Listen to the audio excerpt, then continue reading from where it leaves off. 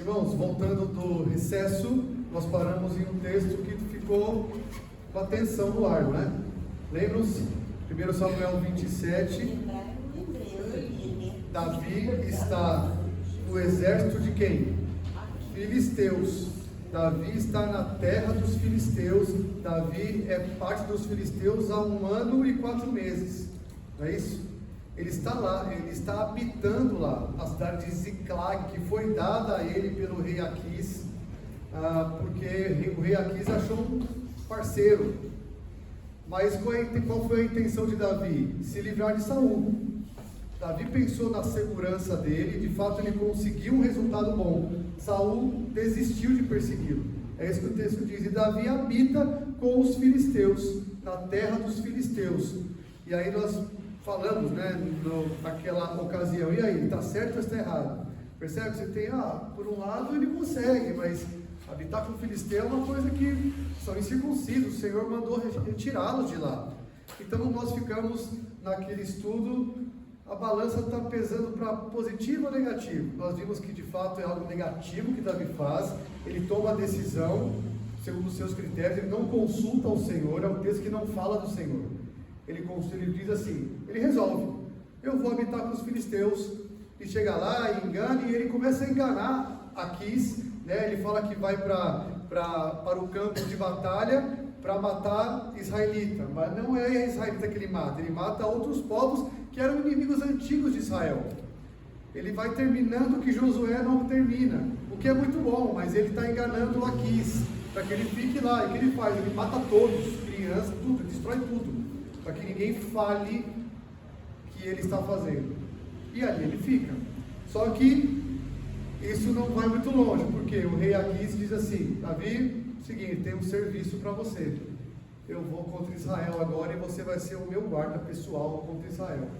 E aí ele dá uma resposta um tanto geral, né? O senhor vai ver o que eu vou fazer. Né? Uma resposta muito genérica. E Aquis tem nele um homem de confiança. E assim termina esse relato. Aí a gente diz assim, e agora? Como é que Davi vai sair dessa? Porque ele vai lutar contra Israel. Será que ele vai? E aí nós vamos para o capítulo 28 esperando, mas aí o autor fala assim, espera um pouquinho. Tem algo que eu quero contar agora. E tem um parêntese aqui no capítulo 28, de 3 a 25, que é um dos textos mais difíceis da Bíblia. Então, nós estamos diante de um texto difícil, só que o texto de hoje pode nos enganar, porque nós vamos ver um acontecimento muito conhecido, e você vai dizer, entendi, então não é para fazer isso. O nosso desafio hoje com esse conhecido texto é, o que o texto está nos ensinando, não é se pode ou não, qual é o ensino desse texto, e por que esse texto está onde está. Por que o autor não continua falando de Davi lá entre os filisteus, agora com Israel? Por que ele faz esse parêntese e conta essa história? Por que aqui esse texto? É isso que a gente quebra a cabeça para tentar entender. O autor inspirado coloca o texto onde ele deve estar, e tem um motivo para isso. Tá? Bom, lembrando que Saul ainda é rei de Israel, mas ele não é mais legítimo, ele perde a sua dinastia, ele é rejeitado por Deus, porque ele faz duas coisas muito reprováveis, né? Primeiro, ele não espera Samuel 7 dias e sacrifica. Depois, contra os amalequitas, ele não mata todos, lembra? Por pressão do povo, ele ainda permanece lá com o rei dos amalequitas e com o gado. Lembra que Samuel falou assim, que barulho é esse de balido que eu estou ouvindo? Você não matou tudo? Não, mas é que... E ele então é cortado. Samuel vai saindo, ele pega a capa de Samuel e arranca. Aí Samuel fala, é isso que o Senhor fez agora, arrancou de você o reino. Capa tem essa ideia de reinado, de autoridade. Deus arrancou de você isso. Então Saul não é mais legítimo, tá? Ele está sendo retratado cada vez mais como uma figura trágica. Ele dá mais ouvidos às suas vozes do que à voz de Deus, ou à voz do povo do que à voz de Deus. Ele nutre um ciúme descontrolado por Davi, ele só persegue Davi, ele não faz nada além disso. Ele é alguém completamente que serve aos seus prazeres, tá? Então, aí que nós paramos. Preparados para hoje? Eu trouxe uma tabela, um arquivo extra que eu vou mandar no grupo com as comparações, mas o texto vai trazer um episódio muito conhecido, você vai falar, e aí, pode ou não? Mas lembre-se, é esse o ensino? Cuidado para você não ser levado para o texto quando o texto não quer te levar. Vamos lá. Versículo 3. Já Samuel era morto e todo Israel tinha chorado e o tinha sepultado em Ramá, que era a sua cidade. Saul havia desterrado os médicos e os adivinhos. Então o autor começa dizendo o seguinte: Samuel está morto. O que significa Samuel está morto? Não tem mais quem? Um profeta liderando, ou um profeta para ser consultado, alguém da parte de Deus, alguém que é a boca de Deus com autoridade. Lembra que no capítulo 3 a gente que Samuel, o que ele falava, nada caía por terra. Samuel é reconhecido, ou foi reconhecido, o profeta de Deus, respeitadíssimo. Então o que o autor está dizendo aqui não é só para você lembrar que ele está morto. Ele está dizendo, não tem mais voz de Deus aqui. Pelo menos vinda de quem? Samuel, não tem mais. Ele está morto. Tanto que todo Israel chorou a morte dele. Ele foi sepultado em Ramá. Está feito já. Samuel não vive. Qual outro dado que o autor dá? Saul desterrou, ou seja, tirou da terra de Israel médiuns e adivinhos. Quais eram os substitutos ilícitos de profetas? Médiuns e adivinhos. Deuteronômio 18, 9 a 13, anota esse texto aí que, não dá para a gente ler os textos, mas eu quero que você tenha esse pressuposto. Deuteronômio 18, 9 a 13 e Levítico 19 dizem, não consultem necromantes, médiuns. Não, isso é abominação para mim, diz o Senhor. Não se juntem com isso, não vão atrás disso. Isso são práticas pagãs e isso eu não coaduno com isso. Leia lá a lei. Então está na lei isso. E Saul aqui fez um ato muito positivo. Olha só Saul, gente, ele desterra o que o Senhor diz para tirar. Não façam isso, tá? Então, o que o autor está nos dizendo nesse primeiro versículo? Só informações? O que você faz com essa informação? A tua conclusão é, não tem meios lícitos nem ilícitos. Samuel está morto. O único profeta, ou a única consulta que tem, está com quem? Com Davi. Porque o que Saul fez com os sacerdotes em Nob? Matou todos. O autor está dizendo aqui é que não tem consulta para nada aqui, tanto por meio lícito quanto por meio ilícito. Tudo bem? Tá? A palavra médium aqui é interessante, que vem de uma palavra hebraica, que vem, a raiz é cova. A ideia é que no trabalho desses médiums tinha uma cova, tinha um buraco no recinto, de onde eles invocavam os pretensos espíritos e saía a voz de baixo. O termo vem dessa palavra hebraica para cova, para buraco, porque a prática era essa. O cliente ficava em um ambiente, tinha um buraco e o médium ficava em outro, e aí fazia-se então a sessão mediúnica lá, tá? Vem dessa raiz aí de buraco, de cova, ok? Bom, ajuntaram-se os filisteus e vieram acampar-se em Sunem. Ajuntou Saul a todo Israel e se acamparam em Gilboa. Deixa eu pôr um mapa aqui para vocês, que é importante. Gosto muito de mapa. Esse está aqui em cima. Tem um melhor, peraí.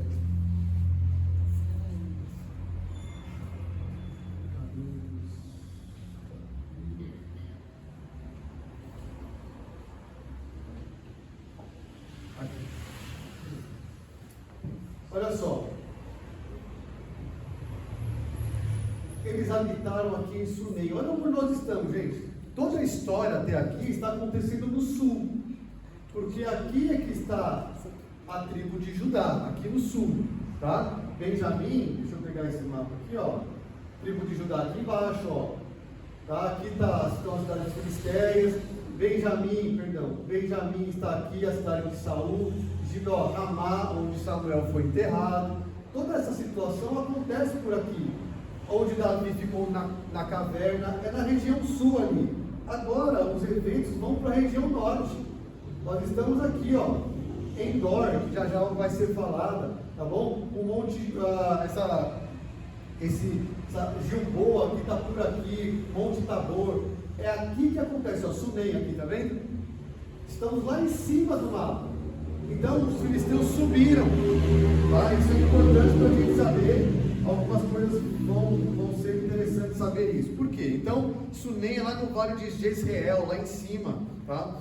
Estava muito no norte. Era uma rota comercial importante ser tomada pelos filisteus para cortar o território de Israel ao meio. Talvez fosse essa a intenção, de isolar a parte norte da parte sul, cortando suprimento, cortando força militar.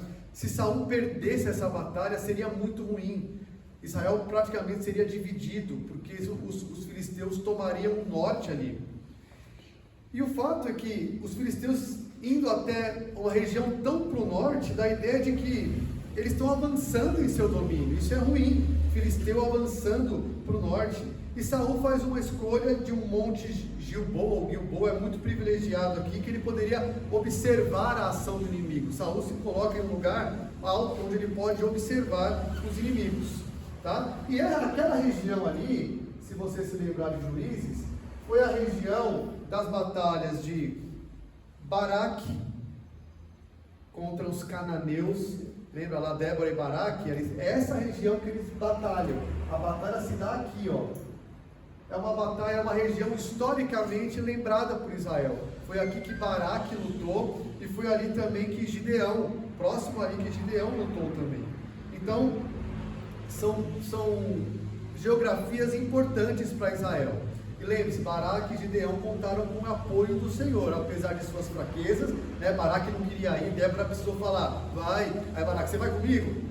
Eu vou, vamos lá então. E Gideão, que ficou testando o Senhor, né? Sem fé, molha aqui a lã, que aí eu vou saber que o Senhor está comigo. Agora não molha. Mas são homens nas fraquezas, mas que foram ajudados pelo Senhor. E aqui, se você olhar o capítulo 29 de 1 Samuel, versículo 1, veja aí. Ajuntaram os filisteus todos os seus exércitos em Afeca, e acamparam os israelitas junto à fonte que está em Jezreel. Por que eu estou lendo isso? Porque Afeca está no meio do caminho. Olha aqui, ó, Afeca. O capítulo 29 diz que os filisteus se acamparam ali. E o 28 diz o quê? Que eles estavam lá em cima. Qual é a conclusão? O 28 está fora de cronologia. Não, eles estão subindo. Eles estão subindo. A questão é que, cronologicamente, o 29 acontece antes do 28, mas o autor quer trazer o 28 antes do 29. Tá? O ponto aqui é, por que colocar uma história no meio? Mesmo cronologicamente ela tenha acontecido depois. Só lembrando, no 29 os filisteus estão em Afé. No 28 eles estão lá em cima. Teria que ser o contrário, 28 eles estão em Afé e o 29 eles chegam. Mas está invertido. 29 eles estão no meio, 28 eles já estão lá, acampados. Novamente, o autor faz esse jogo porque ele quer nos mostrar algo mais importante aqui, que a gente tem que prestar atenção. Tá? Está fora de ordem cronológica. Qual é a resposta para isso? A gente tem que tentar entender, e aí a gente quebra a cabeça, né? Nós lemos, e isso é um ponto ruim de nós não conhecermos a geografia, porque a gente fala, Afeca e Sunem, onde está isso? Não faço nem ideia, né? A gente deveria, como bons estudiosos, ir para o mapa bíblico. Ué, mas no 28 já estão lá em cima, e uma coisa, por quê? A resposta é, Davi acabou de ter relatado que Davi estava em um dilema, não está? Sim ou não? Davi está em um dilema. O que eu faço aqui? Ele está numa situação ruim para ele. O que vem logo em seguida? Parece que o autor está dizendo assim, na hora de maior necessidade, eu vou te mostrar quem também está numa situação ruim, eu quero que você compare os dois. Davi está numa situação ruim no 27, e o autor, antes de continuar, fala assim, eu vou te mostrar uma situação pior. Eu quero que você compare os dois. Me parece que esse é o propósito do autor colocar o 28, ou o acontecimento do 28 aí. Ele quer que você veja, faça uma comparação entre Davi e Saul. Ambos numa situação de necessidade. Ambos numa situação de que precisam de uma solução. Os dois precisam de uma solução. Davi está numa sinuca com o rei Aquis, ou Aquis. Saul está numa sinuca já, a gente vai ver. O que os dois fazem? Tá? Então essa é a ideia.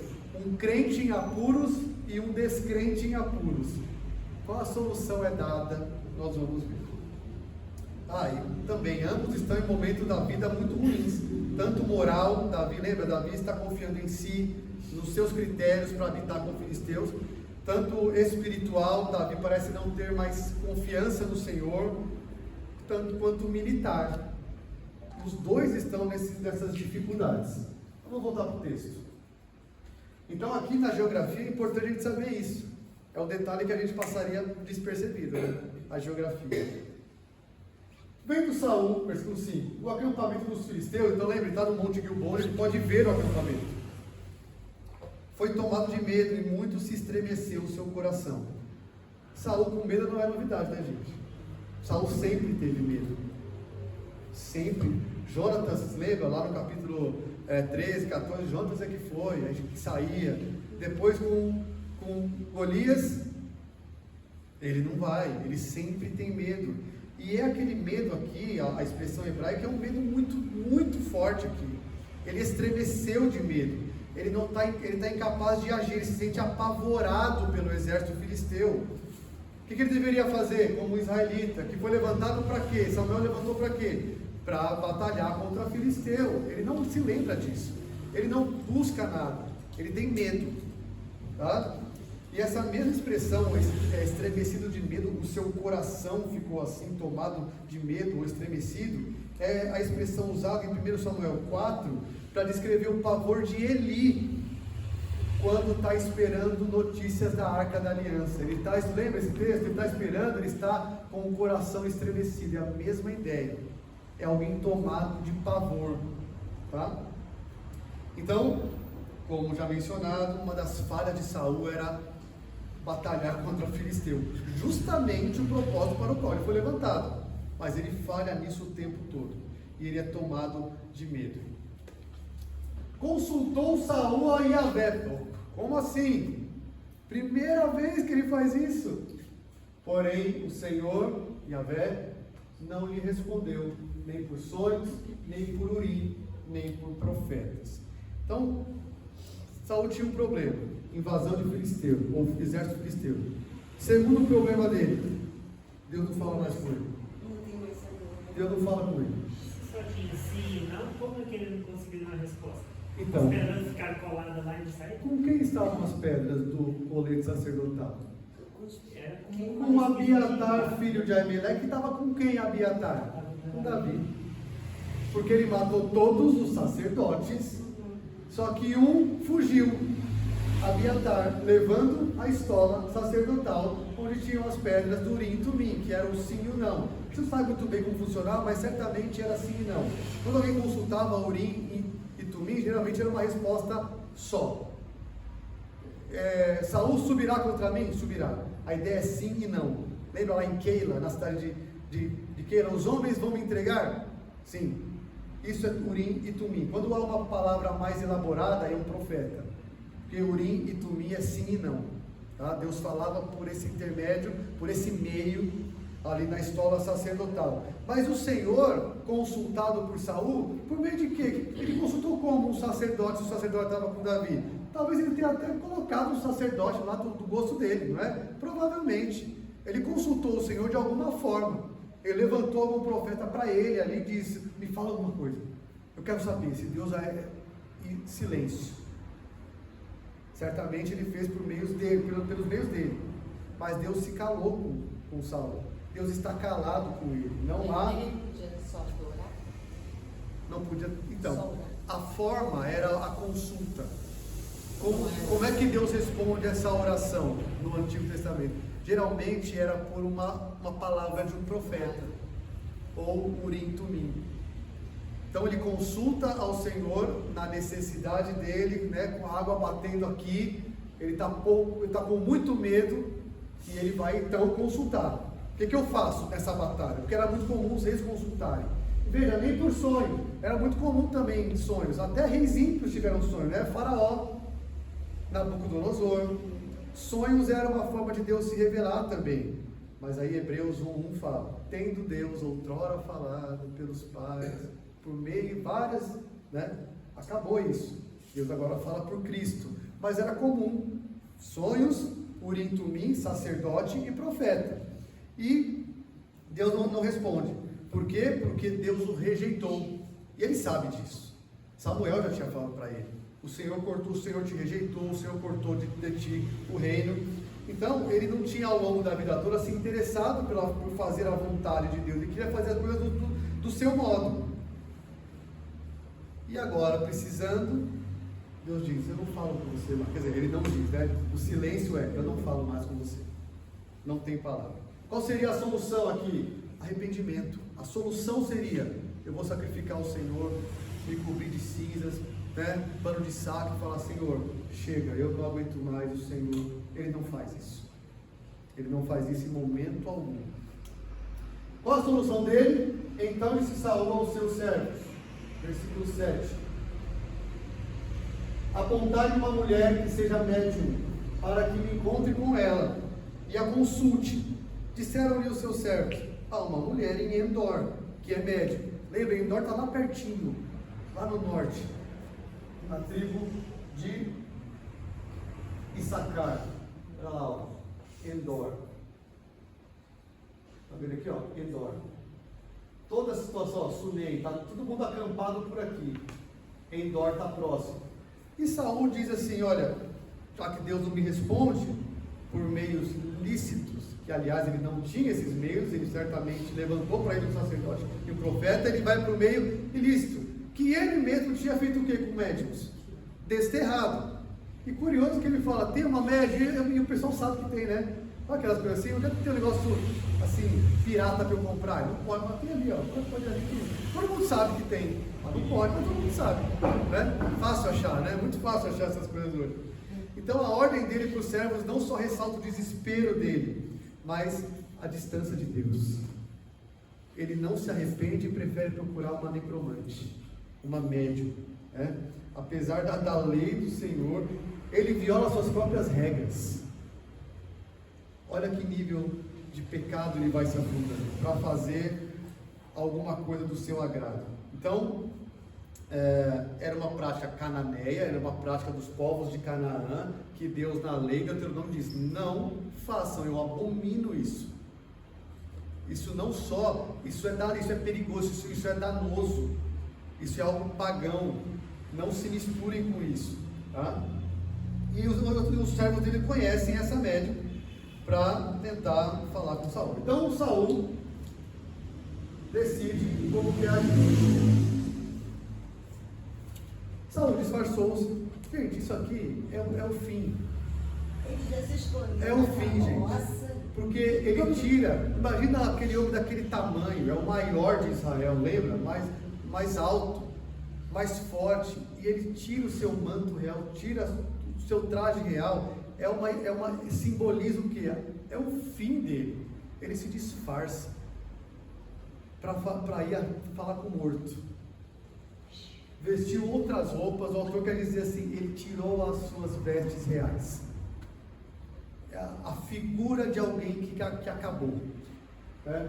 E se foi, e com ele 2 homens, e de noite chegaram a mulher. Curioso, para ir de onde eles estavam, do Monte Gilboa até Endor, eles teriam que passar perto dos filisteus. Por isso eles vão de noite também, não só porque Saul era uma figura conhecida, mas porque tinha filisteu no meio do caminho. Olha o risco que ele faz. Então, é um absurdo. Você fala: não é possível que ele faz isso. Ele faz.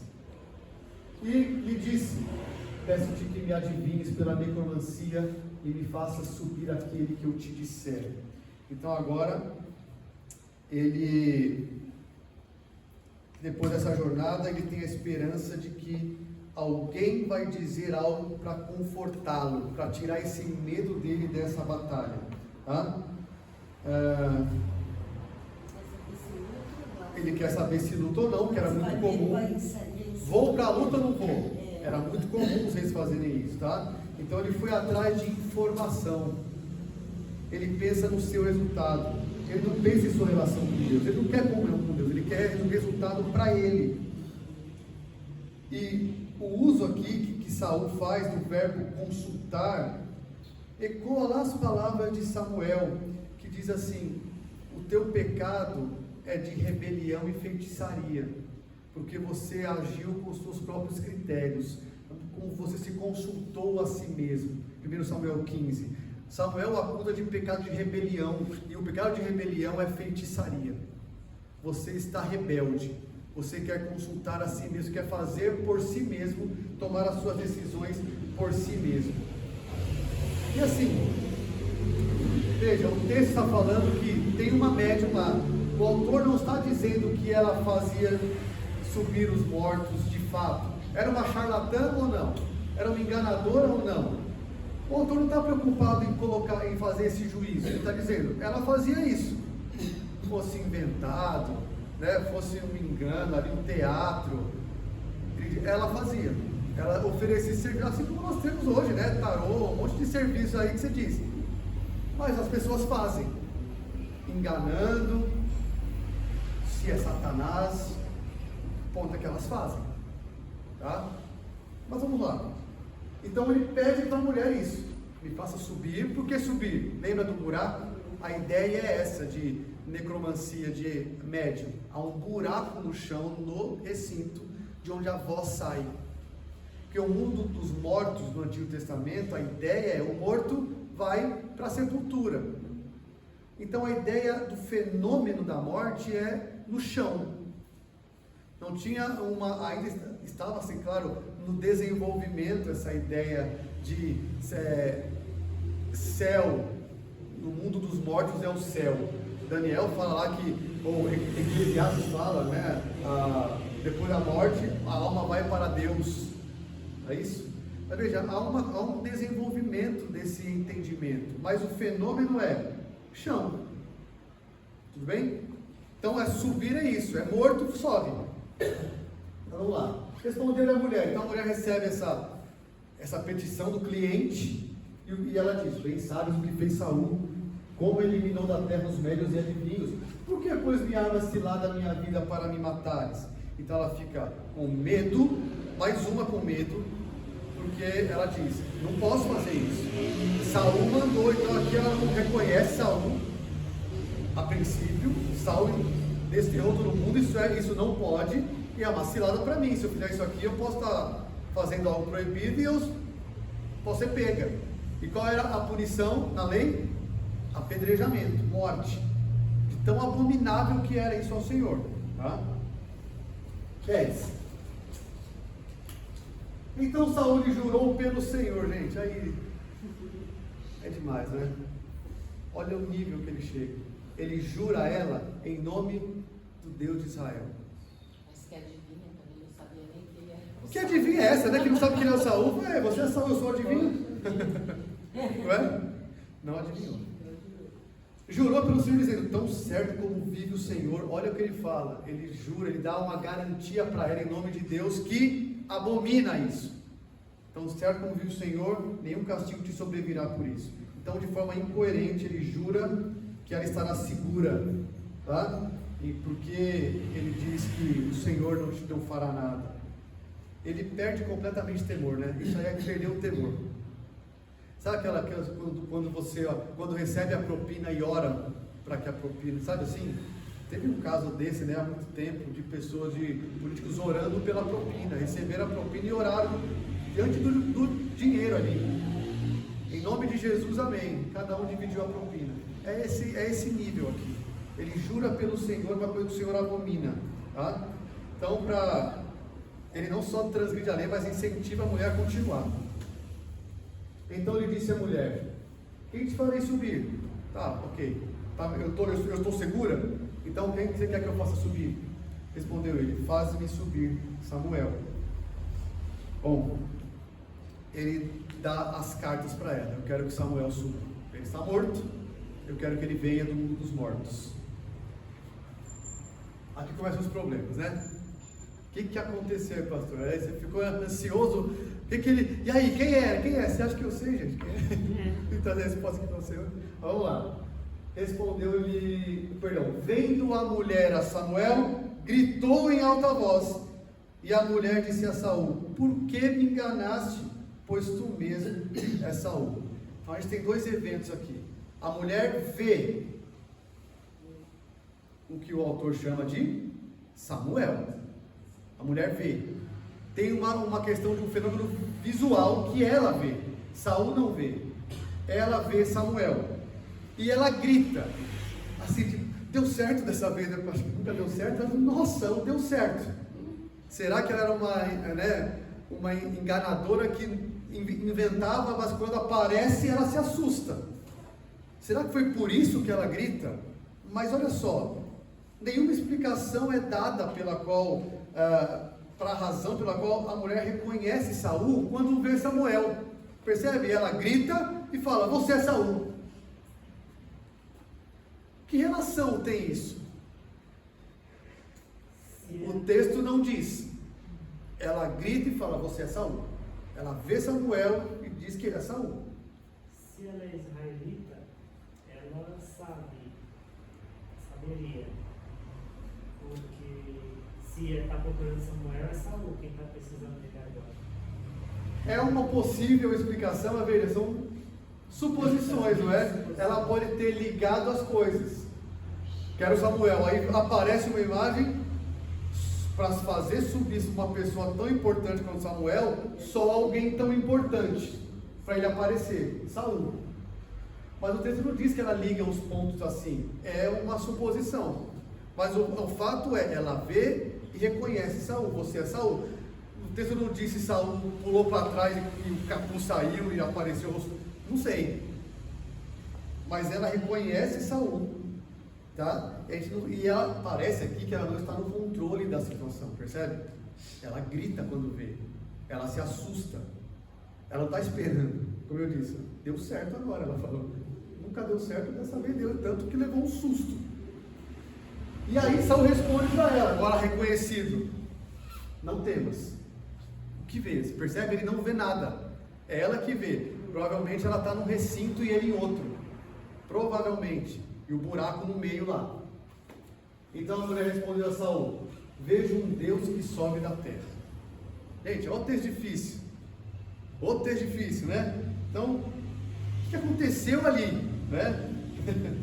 Alguém apareceu? O fato é, algo apareceu. Isso a gente não pode negar, certo?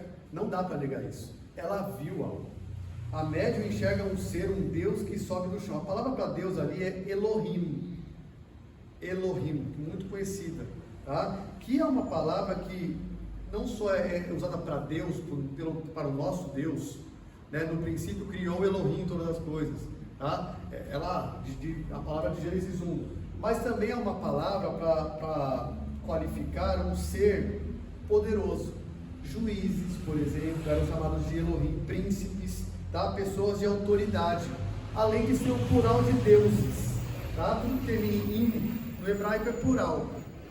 Elohim é plural, uma tradução rápida seria deuses, mas ela é usada de várias maneiras. Algumas são uma pessoa que tem autoridade, um juiz, uma pessoa respeitável, poderosa. Então, em outra tradução seria: eu vejo um juiz ou um ser poderoso, eu vejo um homem com autoridade que sobe da terra. É isso que ela vê. Perguntou ele, veja, ele não está vendo, ele só está ouvindo ela falar. Perguntou ele: como é a sua figura? Saul quer ter certeza de quem é. Respondeu ela: vem subindo um ancião. Então a primeira característica, ele é um ancião, ele não é alguém novo, ele já é um velho, né? E está envolto numa capa. É alguém poderoso, o termo Elohim, que é usado para juiz também, é um ancião envolto numa capa. Entendendo Saul que era Samuel, inclinou-se com o rosto em terra e se prostrou. O que ele queria, ele entendeu porque é o que ele estava buscando. Olha aí, há uma conclusão muito clara aqui. Um ancião. Eu sei que eu quero. Um ancião com capa. Capa era característico de Samuel. Ele rasgou a capa de Samuel naquele episódio. Samuel falou: está rasgado o reino. Agora, ela não diz que é Samuel, certo? Ele entendeu. Samuel era alguém muito conhecido. Ele buscava, né? É o que ele buscava, exatamente isso. Ele buscava ser Samuel e ele pergunta para ela: como é que ele é? Ah, é Samuel. Um ancião com uma capa e alguém poderoso, um Elohim. Então a descrição é feita por ela. Ela não chama isso que ela está vendo de Samuel, mas descreve uma pessoa. De fato é uma pessoa ali. E ele entende que o pedido foi atendido. A gente não sabe também se o medo dela por ser Saul fez com que ela enganasse uma figura. Aí é uma suposição também. Aí também é uma suposição, vive. Aí também seria uma suposição. Meu pai. Samuel disse a Saul. Samuel disse a Saul: por que me inquietaste, fazendo-me subir? Então disse Saul: muito angustiado estou, porque os filisteus guerreiam contra mim, e Deus se desviou de mim, e já não me responde, nem pelo ministério dos profetas, nem por sonhos. Por isso te chamei, para que me reveles o que devo fazer. Então olha só, Samuel diz, ou aquilo lá que ela viu, que o autor chama de Samuel, diz: por que você me inquietou, me fazendo subir dos mortos? Por que você fez isso, me fazendo vir aqui? Então, o ser ali diz: você me fez subir. Você me fez subir. Eu estava quieto, e o que vocês fizeram aqui me trouxe. Então disse Saul: muito angustiado estou, porque os filisteus guerreiam contra mim, e Deus se desviou de mim, e já não me responde, nem por ministério dos profetas, nem por sonhos. Por isso te chamei, para que me reveles o que devo fazer. Então parece que Samuel foi interrompido no seu descanso, né? E aí Saul dá a resposta: eu estou desesperado, porque Deus, e olha que termo ele usa aqui. Ele usa Deus. Ele não usa o que você esperaria? Yahvé, o nome de Deus. Ele não usa, ele usa Deus geral. Se desviou de mim, não me responde, nem por profeta, nem por sonho. Por isso te chamei, para que você me revele. Ou seja, ele quer orientação, ele quer revelação. Ele tem que combater filisteu, ele quer ser tranquilizado, de que tudo irá bem na batalha. Gente, uma coisa interessante aqui. No Salmo 13, Salmo de Davi, no Salmo 6 também, quando Davi está em desespero, quando Davi está em desespero e fala: Senhor, até quando o Senhor virará o rosto contra mim? Lembra-se um salmo assim, que Deus está, ele entende que Deus está com o rosto virado, mas Davi recorre para quem? Para Deus. Mesmo entendendo que ele está errado, entendendo o silêncio de Deus para ele, Davi recorre para ele. O que não acontece com Saul. Ele recorre para os mortos. Então, 16, né? Disse Samuel: por que, pois, a mim me perguntas, visto que o Senhor te desamparou e se fez teu inimigo? Agora Samuel vai fazer um discurso longo. E o discurso dele bate com tudo que ele falou em vida. Eu vou tomar aqui o pressuposto que é Samuel, ok?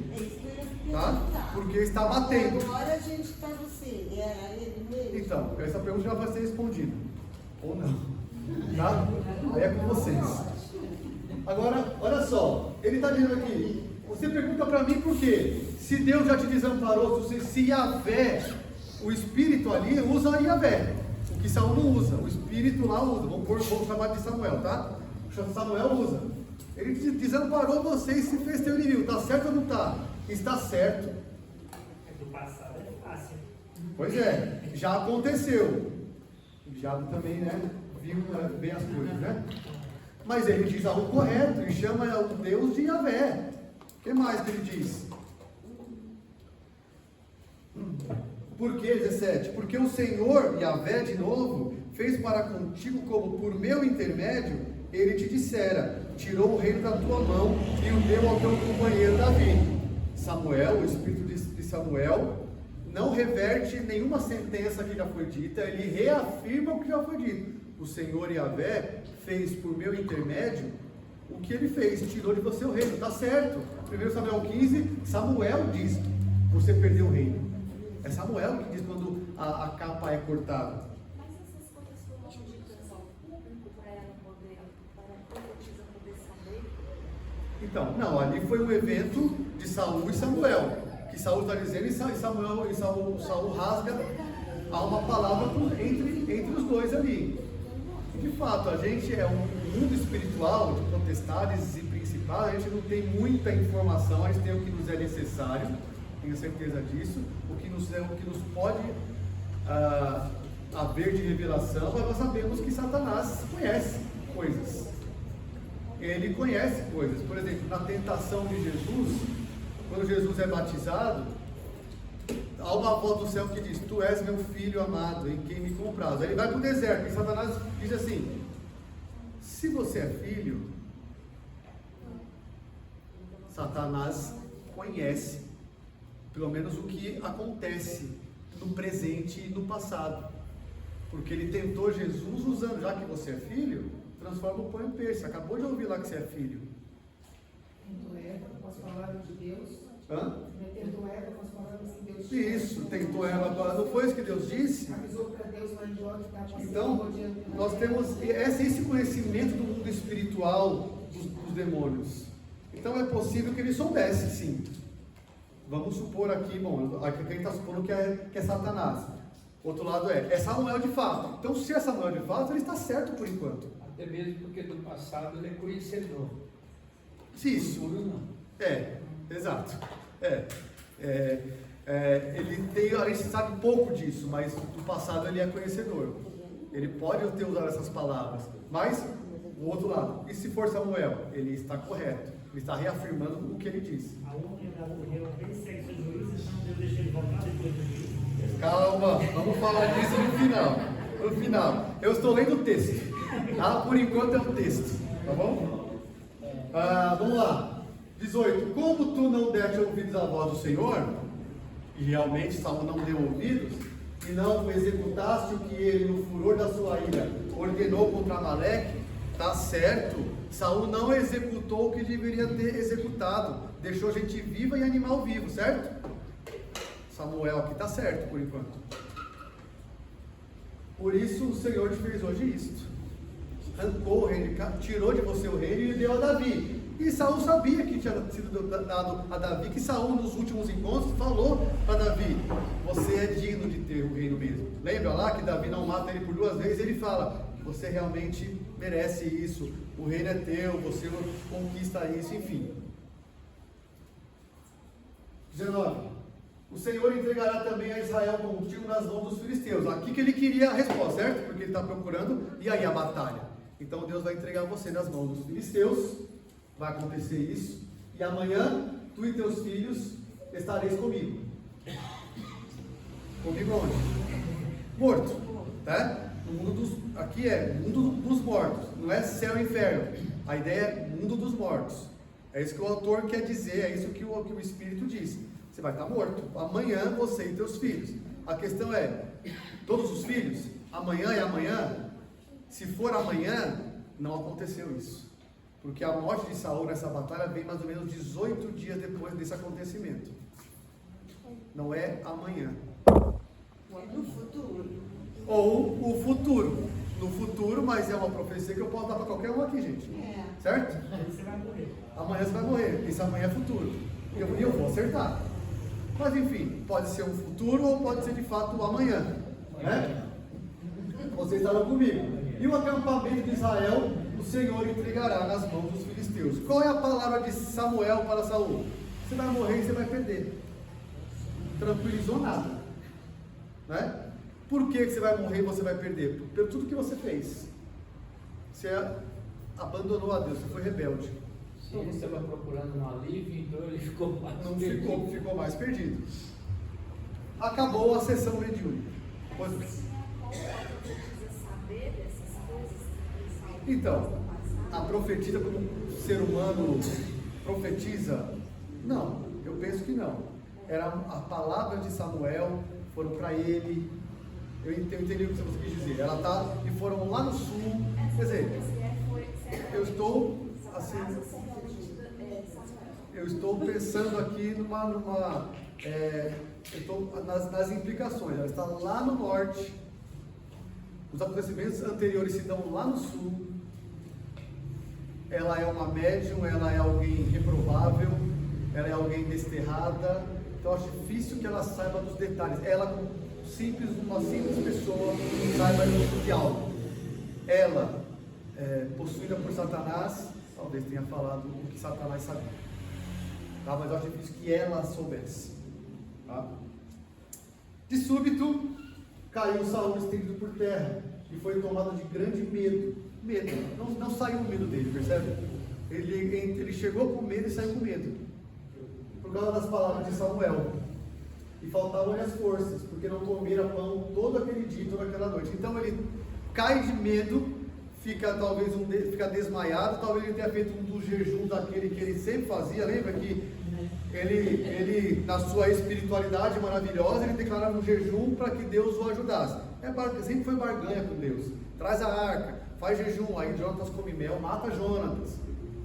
Jejum em época de guerra, lembra que ele fez o jejum maluco? Essas coisas para tentar o favor de Deus pelos seus meios, para dobrar o braço de Deus, vou fazer um jejum, porque Deus vai falar comigo.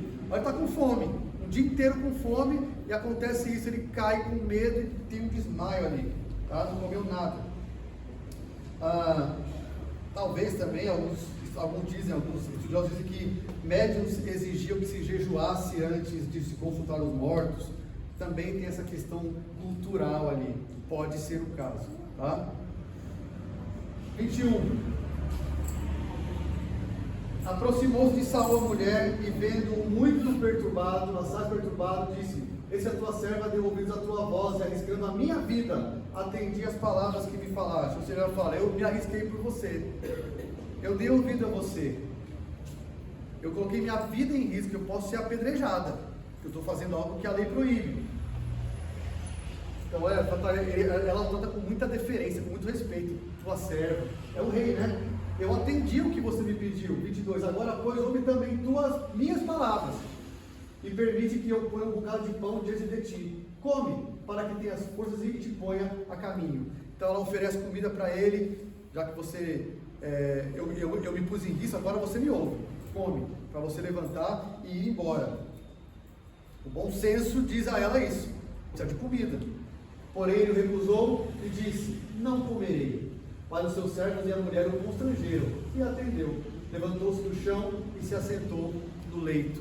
Então ele é convencido pelos homens e pela mulher a comer. Ele se levanta, se assenta, né, no leito. Tinha a mulher em casa um bezerro cevado. O bezerro cevado é um bezerro preparado para um banquete, é o mais gordo dos bezerros, tá? Então alguém, provavelmente de posse aqui, tá, gente? Alguém que tinha posse, um bezerro cevado, apressou-se e matou. Então veja o tempo aqui que ele fica ali. Ele está numa casa de uma necromante. Ele está puro ou impuro pela lei? Completamente impuro. Ele está na casa de uma necromante. Vai fazer o que com ela? Ele vai comer na casa dela. Ele vai ter uma refeição na casa de alguém que mexe com mortos. Impureza completa. Então ela o prepara, ou seja, algumas horas aqui, gente. Parece que foi na hora, né? Não, ela matou o bicho, assou o bicho, tomou farinha, amassou, cozeu e bolos aros. Então ela faz uma comida, um banquete, e os trouxe diante de Saul e de seus servos e comeram. Depois se levantaram e se foram naquela mesma noite. Então Saul, curioso, começa o seu reinado com um banquete com Samuel. Você se lembra? Quando ele está andando, Saul está andando com Samuel e Samuel o chama para um banquete. Assim que ele começa a sua jornada. E como é que ele termina? Com um banquete com uma necromante.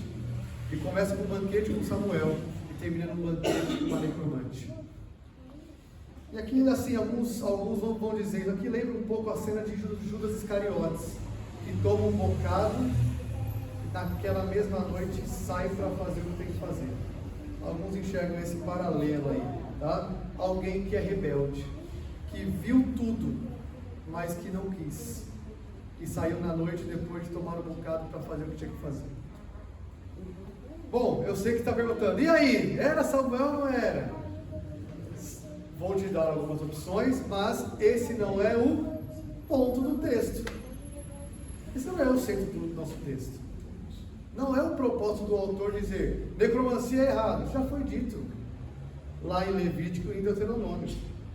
Já foi dito lá. O ensino desse texto não é isso. Mas, vamos lá. Algumas conclusões rápidas, né? É difícil imaginar aqui alguém numa situação mais deplorável do que essa. O rei de Israel, assim. Ele não se beneficiou disso. Ao contrário, né? Ele só foi mais profundo do poço. Ele não buscou o Senhor. Buscar o Senhor enquanto se pode achar, né? Se arrependa, busca o Senhor e Ele é misericordioso. Ele não faz isso. Ele busca outra coisa. Vamos lá, vamos para a nossa escritura. Rapidamente, olha. Saul decide consultar uma médium por causa do medo da batalha contra os filisteus. Versículo 3. Tem as duas informações. Não há mais comunicação, né, para Saul. Versículo 4. Os exércitos se acampam. Versículo 5. Saul teme. Versículo 6 a 7. Deus não responde Saul por nenhuma via.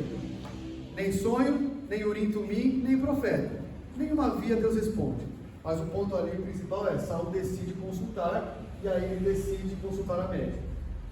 O grande volume textual é o encontro ali, tá? De Saul com a médium e a conversa com o espírito de Samuel. Eu vou considerar Samuel porque o texto me diz, tá? Samuel. Então, o ponto, só vou ler os pontos, o letra maiúsculo. Ponto A, o diálogo de Saul com a médium, de 8 a 11. O diálogo de Saul com o espírito de Samuel. Primeiro ele fala com a médium, depois ele fala com Samuel, ou o suposto Samuel. E 3, Saul é cuidado pela médium e se retira. A médium, uma pessoa que mexe com mortos, cuida do rei de Israel. Olha o final de vida que ele tem. Ele vai morrer daqui a pouco, mas ele está numa casa de uma médium, de uma necromante. Ele cai sem forças, a médium e os homens de Saul convencem a comer, e Saul e seus homens comem e se retiram à noite. Já vou falar sobre o que aconteceu ali, se é que eu posso dizer, tá? Eu vou dar a minha opinião, o que eu acho, e aí eu vou abrir para depois vocês dizerem o que vocês acham que aconteceu ali. Mas antes disso, sobre o que o nosso texto está falando, está simples, não tenham medo. Do encontro de Saul com a médium para buscar respostas. Na presença de Deus. Não, eu não estou preocupado em você dizer se foi Samuel ou não. Eu estou dizendo que o texto está me falando sobre o encontro de Saul com a médium para procurar resposta. O autor não está preocupado em dizer se foi Samuel ou não, de te dar todos os argumentos. Então olha aqui, o que eu escrevi. O autor, o texto está falando sobre a consulta de Saul a uma médium para receber a orientação de Samuel para a batalha contra os filisteus. É sobre isso. O texto fala sobre isso, uma consulta a um morto, chamado Samuel, aqui que o texto nos diz Samuel. Mais uma. Ele fazia o que? Exato. E isso, Doronice, esse é o ponto que o autor quer nos mostrar. Lembra? Por que esse texto está aqui? Porque no texto anterior, Davi está numa situação de conflito também, que ele tem que tomar uma decisão. Aí o autor fala assim, eu vou te mostrar outra pessoa que também está em conflito, tem que tomar uma decisão. Olha o que ele fez. Se é verdade ou não que é Samuel, não é a preocupação. A preocupação é, olha o que Saul faz no desespero, no conflito, na hora da necessidade. Olha o que alguém sem Deus faz. Olha o que alguém que não teme ao Senhor faz, que foi rebelde contra Deus, quando chega a situação, olha o que faz. O outro paralelo é Davi. A gente vai ver a continuação já já. O que Davi vai fazer? vai ver que ele vai consultar o sacerdote, porque Deus fala com ele. É isso que o autor quer nos mostrar aqui. Tá? E aqui eu resumo o nosso texto, né? O texto está dizendo que Saul, não tendo resposta de Deus, decide consultar uma médium por causa do medo da batalha contra os filisteus. Chegando a Endor, disfarçado, com 2 de seus homens, Saul encontra uma médium e conversa com o espírito de Samuel, que lhe profere palavras de juízo. Tomado de medo, Saul caiu ao chão sem forças, e é convencido pela médium e por seus homens que deve comer. Após a médium preparar o banquete, Saul e seus homens comem e se retiram. Esse é o resumo. Antes de passar o nosso texto, eu vou pular aqui e aqui, eu quero isso aqui, ó. Olha o que a passagem anterior de Davi lá com os filisteus nos trouxe de ensino, para ver se a gente tem uma dica. Passagem anterior, lembra? Davi está lá com o filisteu, não consulta o Senhor e toma a decisão por ele mesmo. O ensino foi: quando a confiança em Deus vacila, o ungido ou o servo do Senhor age por seus próprios critérios, colocando-se em situações arriscadas e comprometedoras, ainda que continue a ser usado e protegido pelo Senhor. Não dá um paralelo aqui com o que nós acabamos de ver? Qual é o ensino disso aqui? Dá para até usar as mesmas palavras, mudando o que deve ser mudado.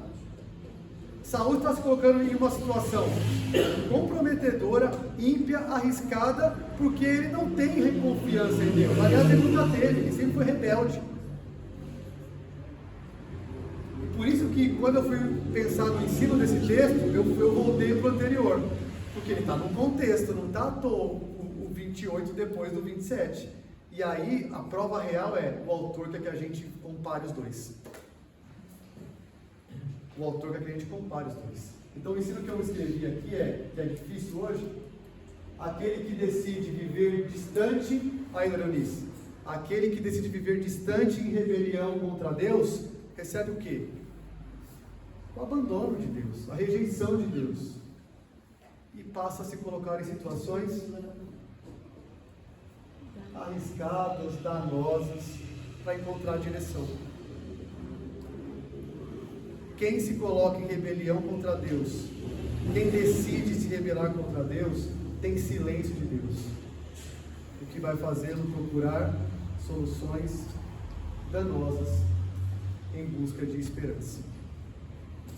Percebe que o texto não pode consultar médico. O texto é sobre o fundo do poço de Saul.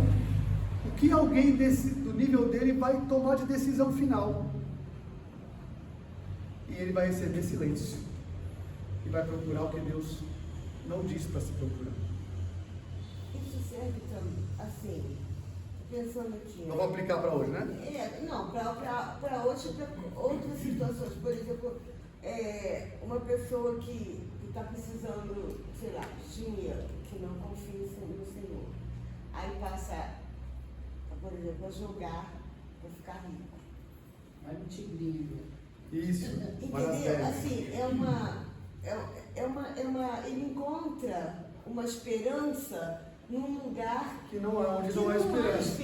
E só há fundo de poço. Né? Então, assim, em vez de orar, pedir a Deus um emprego e tal, não, eu vou resolver essa situação por meio, vou jogar na loteria, vou jogar, ou sei lá, uma coisa assim. É uma aplicação pertinente. Alguém que não tem confiança no Senhor, se rebela, vai buscar esperança em outra coisa. É interessante é que Davi confiava no Senhor. Sim. Mas ele vacilou. Vacilou. O ungido do Senhor, que é Davi, vacilou. E Deus, mesmo assim, o protegeu, porque é um filho que ungido. Exato. Essa é a diferença que o autor quer que a gente veja. Saul e Davi, compare os dois. O autor quer que a gente veja essa comparação. Isso é um consolo para nós. É um consolo para nós. Nós podemos fazer exatamente a mesma coisa. Em Cristo, nós podemos, porque nós fomos aceitos por Deus. Ele não está em silêncio conosco. Por causa de Cristo. Várias vezes o erro, né? Exato. A gente vai pelo medo. Exato. O medo nos toma. Só tem 2 fundos de poços diferentes. E a gente chega a duvidar da conversão de Saul por todo o histórico dele. Sim. da salvação dele. Porque Davi teve o seu tempo de poço, mas eu acho que o poço era menos fundo. Porque veio um profeta lá, pôs o dedo na cara dele e ele se arrependeu, é isso? Em todos os aspectos da vida de Davi, tá? Até no ensino anterior. Isso. Mas só que eu acho que Saul, o autor mostra que Saul extrapola no que ele faz. De qualquer coisa aceitável, porque ele foi para um pecado que não é, como a Nancy disse, jogar na loteria. Eu acho que tem crente que vai jogar na loteria para tentar resolver o seu problema financeiro. Agora, não pode ter crente que vá consultar os orixás para resolver os seus problemas. O fundo do poço é mais fundo. Eu acho que o poço do Saul estava pior. Ele vai procurar espiritualmente uma solução que Deus diz, eu abomino isso. É uma questão espiritual. Eu acho que ele é totalmente louco, né? Assim, Lembra que ele estava atormentado por um espírito maligno, lembra disso? A história toda, né? Perseguição, medo, cara medroso, perseguidor, de inveja. Então ele não tinha nada de crente, nada de... As evidências nos mostram isso. Não procurou arrependimento em momento algum. Não. Momento algum. É isso mesmo. E o Saul faz por ele. As coisas que ele Isso. faz, ele levou as escolhas dele para salvar a pele dele. Não por Israel. Davi provavelmente ele tem o peso do ele tem um monte de gente ali com ele. Ele tem que fugir, não, deixa esse povo todo morrer, que nem aconteceu com os sacerdotes, não. Exato, e assim, ele está protegendo Davi. Apesar da sua fraqueza de estar no território filisteu, ele está tendo água para o seu povo, comida para o seu povo, ele está sustentando aqueles 600 homens e suas famílias ali, apesar de errado, mas ainda assim ele sai para campanhas militares contra inimigos do povo de Deus. Ele tem consciência ainda de que, sabe, você fala, tá mais ou menos, não está tão sério. Agora Saul, vai consultar morto. É o fundo do poço. Três tratados temor a Deus. Hã? Temor a Deus. Apesar de ele estar fazendo algumas coisas erradas, ele ainda é um homem. Davi, né? Isso. Ele teme ainda. E Saul não apresenta mais nenhuma característica dessa. Cristo, bom, eu vejo contraste. Saul é um contraste. Jesus, diante do medo, buscou quem? Lá no jardim. Ele está com medo. Jesus estava com medo. Aterrorizado, ele vai buscar o Senhor, consultar somente o Senhor, Deus Pai, na sua aflição. Analogia. Houve um que voltou dos mortos, fisicamente, não é? Ressuscitou. E esse fala ao seu povo, por meio da palavra, não é? Não precisamos estar mortos, nós consultamos ao Deus vivo em Cristo. Então Jesus é o que volta dos mortos fisicamente. E é Ele a quem nós consultamos. É uma analogia, né? Podemos nos achegar confiadamente ao trono de graça, a fim de recebermos misericórdia. Foi o que a Raquel falou, isso é um consolo para nós. Cristão, busque a Cristo. Ele te diz, se aproxime de mim confiadamente, que você vai achar misericórdia. Saul, se aproxime. Ele não quer se aproximar, ele quer se aproximar de outra coisa. Nós temos esse consolo. Não importa o fundo, o buraco que você está, se aproxime de Cristo, a fim de achar misericórdia. Tá bom. Só o último. Jesus foi abandonado e desprezado por Deus para que os nele creem não fossem. Por que eu coloquei essa analogia? Assim como Saul foi abandonado por Deus, tem uma analogia com Jesus no sentido de abandono. Veja, não é um tipo, é uma analogia. Tem o abandono lá e tem o abandono cá. O abandono de Cristo é porque Ele se fez pecado por nós. Então Deus o abandonou para não nos abandonar. Existe abandono das dois lados aqui. Mas Jesus se fez pecado por nós. Saul Deus abandonou porque Saul foi rebelde. Na nossa rebelião, Jesus tomou para si, por isso Ele foi abandonado no nosso lugar. A gente pode ver Cristo aí. Ok. E aí, foi Samuel ou não? Eu vou mandar esse documento agora lá no grupo, tá? E aí vocês podem decidir. Quem acha que foi Samuel? Quem acha que não foi? O lado de vermelho diz, não foi Samuel que apareceu, mas um espírito enganador. O lado azul diz, foi Samuel que apareceu.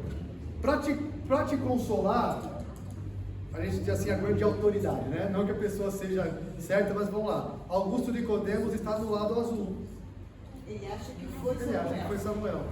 Muitos outros bons teólogos Os hebreus não falam que eu nada, consultei diz, foi Samuel. Outros muito bons diz, não foi. Gente, nós temos gente boa dos dois lados. Eu trouxe os dois argumentos aqui e eu não vou resolver para você. Eu vou dar a minha opinião, tá bom? Mas eu vou dizer, não posso bater o martelo. Tem gente boa dos dois lados que dizem, foi ou não foi. Primeiro, não foi, porque Deus condena isso, não é? Isso é muito claro para a gente. É uma abominação passiva de morte e condenação eterna. Deus não faria algo que Ele condena expressamente. Claro, né, pastor? O outro, pelo fato de Deus condenar, não quer dizer que seja impossível que aconteça. Ele condena, mas do lado que diz foi assim. Mas Ele condena porque pode acontecer. É perigoso, de fato. Não é coisa para você mexer. Por isso Ele diz, não mexe com isso. Eu já fiquei balançado. Calma, tem muito mais. O versículo 6 afirma que o Senhor não respondeu Saul nem por sonhos, nem por Urim, nem por profetas. Portanto, Deus não falou com Saul por meio de Samuel, que era profeta, que fala da parte de Deus. O fato de um escritor nomear o espírito de Samuel não significa que tenha sido ele, mas foi o que estava sendo compreendido ali. É um bom argumento, porque Deus falou, eu não falo mais para o profeta. Aí aparece o profeta e é Deus falando. Outro lado diz, o narrador inspirado pelo Espírito diz, Samuel disse. Lá atrás também, daquele dia por diante, não falou mais Samuel com Saul. Não falou mais Samuel com Saul daquele dia por diante, que é uma bateria. Aí teria que ter, exceto quando foi invocado. Não? Teria que ter, exceto quando foi invocado. Tem um texto que diz, e não falou mais Samuel com Saul. Mas aqui Dois diz, enganadores ali, tanto a mulher como o Saul, é dois enganadores, ele está no meio de engano. o Augusto Nicodemos, o principal argumento dele é, o autor inspirado diz, e Samuel diz. Aí ele diz, eu fico com o autor inspirado. O Espírito está inspirando dizer, Samuel que disse. Resolva você aí com você. Os mortos não se comunicam com os vivos, certo? Lucas 16, eu vou para esse. Lembra lá a parábola ou a história do rico e do Lázaro? O rico, por favor, me tira daqui. Nem se voltar dos mortos e ressuscitar. Ali tem a ressurreição, não é nem se o espírito, é ressuscitar dos mortos. Não tem comunicação, há um abismo entre morto e vivo. Então, na verdade, O foco é a ressurreição, é. então, na verdade, você dá um respaldo para os necromantes. Então, alguns espíritas se apoiam nesse texto, está vendo? Aconteceu, Samuel voltou. O que não nos autoriza a dizer Deus aprova, certo? Porque tem poligamia na Bíblia também, mas Deus não aprova. O fato de ter acontecido não é aprovação, é o relato que aconteceu. Ele está descrevendo o acontecimento, não é normativo, é descritivo. Aconteceu isso. Os que pensam que foi Samuel, mas isso não autoriza a consulta, de forma alguma. Lá em cima, foi um caso de exceção. Nicodemos também fala isso no seu argumento. Olha, ali foi exceção, realizado por Deus, não foi a necromante, tanto que é que ela se assusta, né? Para que Deus fez isso? Deus trouxe Samuel para agravar a culpa de Saul. Deus usou Samuel, mesmo por um meio ilegítimo, para ter um propósito maior. Esse é o argumento, tá, gente? 1 Crônicas 10. Assim morreu Saul por causa da sua transgressão cometida contra o Senhor, por causa da palavra do Senhor, que ele não guardara, e também porque interrogara e consultara uma necromante, e não ao Senhor. Samuel falou da parte, se foi Samuel falou da parte de quem ali? Do Senhor. Se foi Deus que mandou. Então Saul consultou ao Senhor por meio da necromante. Não, ele consultou a necromante, mas o Senhor falou com ele. E aí você tem essa questão, né? A necromante se assusta, não foi ela que realizou aquilo. A médica não esperava que alguém fosse aparecer, o que aponta para o fato que desta vez não era um engano. Argumento. Após a morte, Ah, nem vou dormir hoje. Preocupada com esse. após a morte, eu disse. Por isso que vem as duas respostas sempre convença foi fazer nada. Porque eu já tive essa infeliz experiência. Ele sabe tudo da vida de quem está ali do seu lado. E ele fala, bonito, declarado. Agora, a pessoa que termina, que ele Olha lá. Após a morte não há possibilidade de um salvo pecar. Samuel teria pecado porque necromancia é pecado. Após a morte o crente pode pecar? Não. Samuel pode voltar e pecar porque necromancia é pecado. É um bom argumento, né? Outro lado. Monte da Transfiguração. Houve presença de mortos ali. Ah, foi. Elias e Moisés. Pois é, mas é um argumento. Há um argumento. Se apareceu lá. Apareceu Moisés e Elias lá, e com Jesus. E com Jesus. E era Moisés e Elias. Eu creio que era. Moisés e Elias ali. Eu creio que era Moisés e Elias. E os apóstolos viram. O dono do estava lá. O dono do tudo estava lá, né? O dono estava lá. Alguém pode usar de ironia, né? Se Samuel está escrito aqui que é Samuel e não é, e porque ele está escrito ali não é. Também. Alguém pode usar de argumento. Também. O descanso dos salvos não pode ser interrompido. Vivos não podem manipular mortos. Por que me inquietaste? O descanso pode ser interrompido? A capa era um símbolo do ministério de Samuel, algo que marcou profundamente o encontro. A capa é o elemento. Ó, tinha uma capa que era muito característica de Samuel. Não é definidor, percebe? Mas é um argumento. Os salvos estão no céu e não no abismo. A questão de subir aí, né? O que é invocado é o Espírito, que vai para Deus. Não foi a médium que invocou. O ritual não é descrito. Percebeu lá? Ela viu. Parece que ela não fez nada, apareceu. Aí os que deferem, foi Deus que mandou. Porque ela não teve um ritual. Ou o autor não descreveu. Antes de invocá-lo, ele aparece sobrenaturalmente. Saul não viu Samuel, mas entendeu que era Samuel. Ele não teve certeza, ele inferiu. Características físicas vistas pela médium não são definidoras. Capa, ancião e alguém poderoso não é definitivo que é Samuel. O Saul entendeu que foi Samuel. A médium descreve alguém que parece Samuel.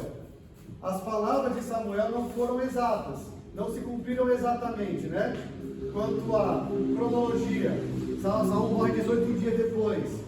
Aos fatos, ele não caiu nas mãos dos filisteus, ele se matou, mas estava na batalha contra os filisteus. As pessoas, tu e teus filhos, todos? Quais deles? Não foram todos que morreram. Mas quando ela fala assim, amanhã, pode significar um futuro próximo? É o que a gente falou da surpresa. É o que pode. Próximo. É uma argumentação a favor de que seja Samuel. O amanhã não significa no dia seguinte, mas o futuro. É um argumento. Amanhã estarás, amanhã você vai morrer. Como eu digo, eu posso falar para vocês isso. Na verdade, isso aqui ele também pode pressupor o futuro. Por exemplo, da forma que você está vivendo. O que o diabo faz ele fala, do jeito que você está vivendo aí, amanhã você e seus filhos. Então, do jeito percebe, a gente pode interpretar assim. Mas olha só, o discurso, e aqui é um ponto que também os que argumentam que foi Samuel diz, o discurso é muito piedoso. O discurso usa Senhor várias vezes, não traz condenação, traz julgamento. O discurso fala para a justiça de Deus. Satanás faria um discurso desse? Faria, enganou. Esse é o servo de Deus Altíssimo. Então, isso aí. Saul estava tomado de medo e sem comer, vulnerável a delírios. Além de ter o espírito maligno que o atormentava. Então é alguém que está ali com fome, delirando, pode ser delirando, enfim, é algo que não era Samuel. Ele era totalmente Ele já era livre para lá, Olha lá, o fato de Saul estar com medo e sem comer não implica que ele delirou. Necessariamente não, tá? A visão que Pedro teve do lençol foi debaixo do sol quente na Palestina na hora do almoço. A gente não toma isso como um delírio. Foi uma visão mesmo. A mulher viu um Deus que sobe da terra. Ela não nomeia Samuel. a palavra Deus era também para seres poderosos, o que combina com Samuel, juiz, por exemplo. E o último, Essa vida de Saul aí. Satanás, só o último aqui. Satanás se transforma em anjo de luz para enganar. 2 Coríntios fala isso, promovendo mentiras. O texto não afirma em nenhum momento que foi um espírito maligno. O autor poderia dizer, então um espírito maligno disse. Poderia? Poderia dizer. Essa é a maior pedra no sapato. O texto diz que foi Samuel. Esse é o maior argumento do lado azul. O texto poderia dizer, então o espírito enganador disse. Não diz. O texto termina o relato e não diz que foi isso. Diz que Samuel falou. Tem alguma outra ocorrência que acontece? Hã? Tem alguma outra ocorrência na escritura que acontece isso? Não. O espírito mentiroso